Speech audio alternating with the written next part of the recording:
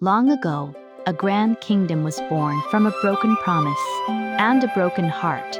In the age of light, there is a kingdom born of crystal and crowned with the sun, Elyndria, the crystal kingdom under King Alaric and Queen Selene, peace reigned.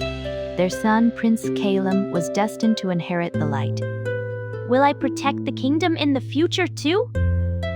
Of course. But before that, you need to build more courage. Prince Caelum dreamt of voices calling his name, voices that felt like his own.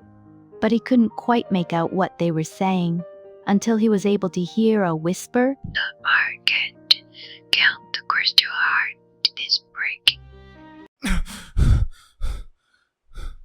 The crystal heart was a magical artifact that had supplied the kingdom's light and power for centuries. It would be disastrous if it were to break. However, the prince did tell anyone of his vision. The next day was a cultural celebration. After all, how could he say something that would invoke such panic when he didn't even have any proof? But that was something the prince lived to regret. As the heart began to crack and break suddenly, chaos consuming the people as the kingdom turns dark, and some monsters had already took their chance to strike at the unsuspecting people. The prince was able to get back to the castle, but not all was still not well.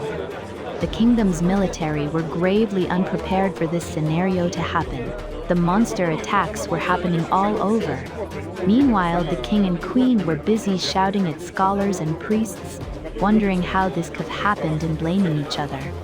Caelum was overcome with guilt for his people and a desire to not simply wait for the inevitable.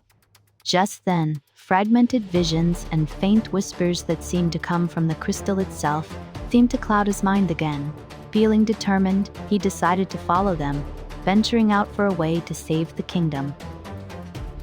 Caelum's search led him far beyond the shining lands of Elyndria, and finally into the place his whispers were leading him to.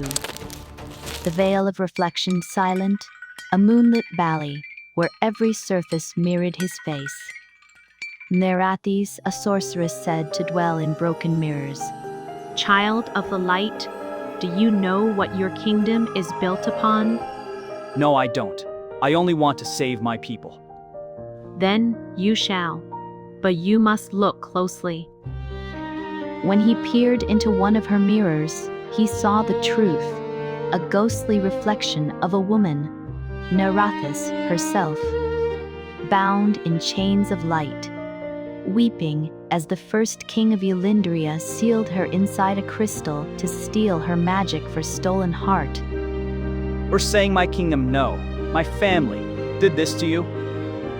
Your bloodline thrives on what was taken from me, and now the heart cracks, because my spirit can no longer endure its prison. She raised her hand, and the mirror's fractured shards spinning around her like blades. But you, Prince Caelum, Then let it end. But not in hatred. Caelum hesitated for a moment, but then stepped forward.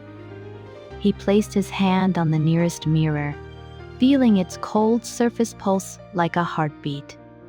In that moment, he gave back what his ancestors had stolen. His life's light merged with the crystal, and completely self-silent, the curse broke. When the people awoke, the kingdom's towers glowed with new golden light, softer, gentler than before. The crystal heart shone whole again, but the prince was gone. Some say he became part of the light itself.